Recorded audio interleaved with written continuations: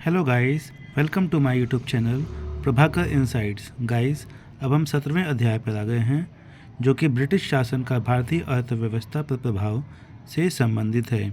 Guys, जिनका पिछला video छूट गया हो तो वे प्लेलिस्ट में जा कर के स्टडी कर सकते हैं। वीडियो देखिए और अपनी नॉलेज को बढ़ाइए। पहला नंबर है गाइस, अंग्रेजी शासन का प्रभाव किस क्षेत्र में अधिक पड़ा? तो आर्थिक क्षेत्र में अंग्रेजी शासन का प्रभाव अत्यधिक पड़ा। भारत में अंग्रेजों की लूट किस महत्वपूर्ण घटना के बाद शुरू हो गई थी? तो प्लासी के युद्ध के पश्चात। ब्रिटिश काल में भारत में निम्नलिखित में से किस भू राजस्व व्यवस्था को नहीं अपनाया गया? तो दहसाला व्यवस्था। भारत में प्रथम रेल लाइन निम्नलिखित में से किसने बिछवाई थी? तो लॉर्ड डलहौजी ने बिछवाई थी। भारत से ब्रिटेन की ओर संपत्ति के अपवहन ड्रेन ऑफ वेल्थ का सिद्धांत किसने प्रतिपादित किया था? तो दादाभाई नौरोजी ने। वर्ष 1853 ईस्वी में लॉर्ड डलहौजी ने जो पहली टेलीग्राफ लाइन शुरू की वह किसके बीच थी? तो वह कलकत्ता और आगरा के बीच थी। भारत में ब्रिटिश भू राजस्व प्रणाली का निम्नलिखित में से किसने अधिक लाभ प्राप्त किया? तो जमींदार। भारत में सबसे पहला सूती वस्त्र किस मिल शहर में स्थापित किया गया था? बम्बई में, जो कि अभी वर्तमान में मुंबई नाम से जाना जाता है। तो भारत में सबसे पहला सूती वस्त्र किस शहर में स्थापित किया? तो मुंबई में स्थापित किया गया।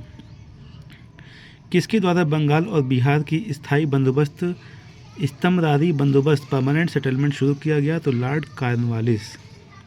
गाइस, जो इम्पोर्टेंट है वो मैं बता रहा हूँ यहाँ पर, बाकी आप सेल्फ स्टडी करिएगा। मैंने आपके लिए टिक लगा दिया है गाइस, ताकि आप इस सेल्फ स्टडी भी कर पाएँ। वीडियो को रोक करके देखिएगा। अंग्रेजी शासनकाल में भारत का कौन सा क्षेत्र अफीम उत्पादन के लिए प्रसिद्ध था? तो बिहार। 18वीं सदी में बंगाल में वस्त्र उद्योग के पतन के लिए उत्तरदायी कारण था? तो ब्रिटेन को निर्यात करने वाला माल पर उच्च तटकर। नील कृषकों की दुर्दशा पर लिखी गई पुस्तक नील दर्पण के लेखक कौन थे? तो दीनबंधु मित्र। अंग्रेजों द्वारा सर्वप्रथम कहवा बागान लगाए गए थे? तो वायनाड जनपद में। अंग्रेजी शासनकाल के दौरान भारत के आर्थिक दोहन के विचार का प्रतिपादन किसने किया था? तो दादाभाई नौरोजी ने किया था।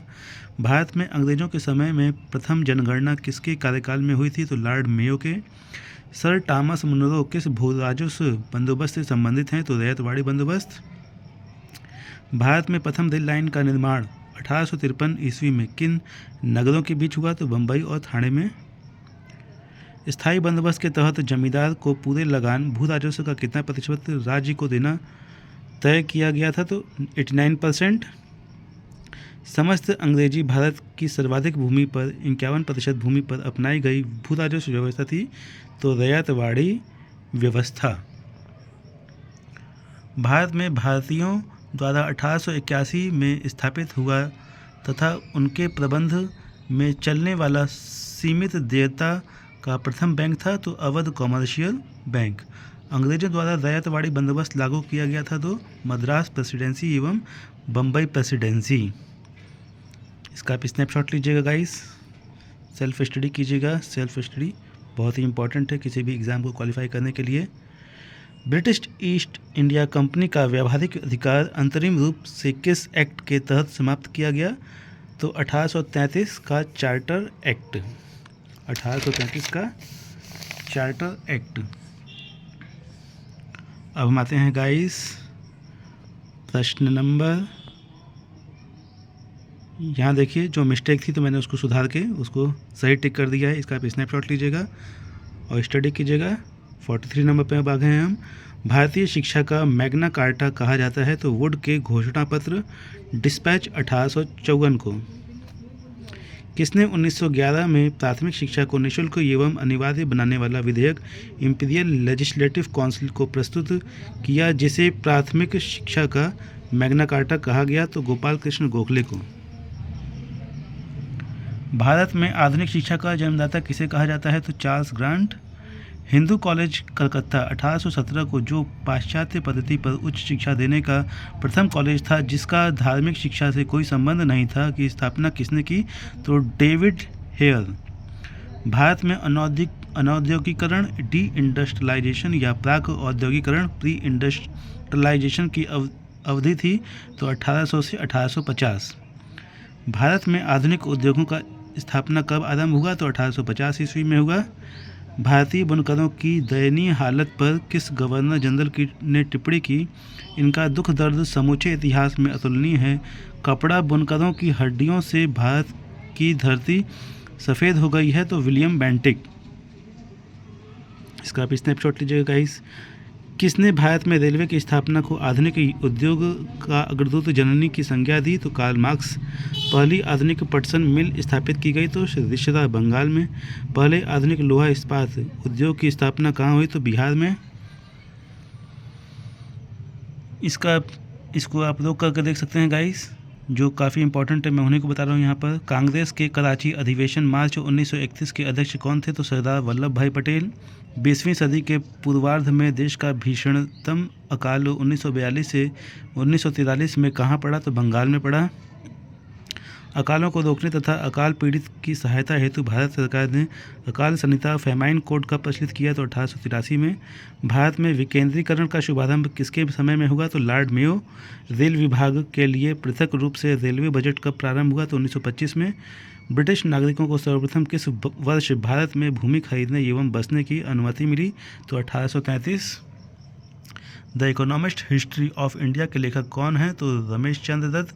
भारत में इस्पात का उत्पादन सर्वप्रथम कब प्रारंभ हुआ तो 1913। अंग्रेज घुसपैठियों ने भारत के करघे को तोड़ डाला और चरखे को नष्ट कर दिया, यह कथन किसका है तो कार्ल मार्क्स का है। यह कथन भारत और इंग्लैंड की आर्थिक हित प्रत्येक क्षेत्र के टकराते हैं किसका है तो जवाहरलाल नेहरू। निम्नलिखित में से कौन poverty and un British rule in India का लेखक है तो दादा भाई नौरोजी। 1925 में सरकार द्वारा गठित आर्थिक जांच समिति के अध्यक्ष कौन थे तो एम विश्वेश्वरैया। निम्नलिखित में से किसने भारत के अंग्रेजी उपनिवेश नियंत्रण की आलोचना में अन ब्रिटिश पदावली का उपयोग किया था तो दादा भाई नौरोजी। भारत में प्रथम रेल लाइन किस ब्रिटिश गवर्नर जनरल के समय बिछाई गई थी तो लॉर्ड डलहौजी। गाइस इसका आप स्नैपशॉट लीजिएगा गाइस और सेल्फ स्टडी कीजिएगा। ओके गाइस, तो मिलते हैं हम नेक्स्ट वीडियो में। ये लास्ट वाला मैं बता दे रहा हूँ 19 number. British east India company ने चाय के व्यापारिक एकाधिकार को खो दिया तो 1833 के चार्टर एक्ट द्वारा। ओके गाइस, तो मिलते हैं हम नेक्स्ट वीडियो में। वीडियो को लाइक कर दीजिएगा, चैनल को सब्सक्राइब कर दीजिएगा, बेल आइकन पर क्लिक कर दीजिएगा ताकि आपके पास ऐसे ही नॉलेजेबल वीडियो पहुंचते रहें। Okay guys, thank you for watch this video.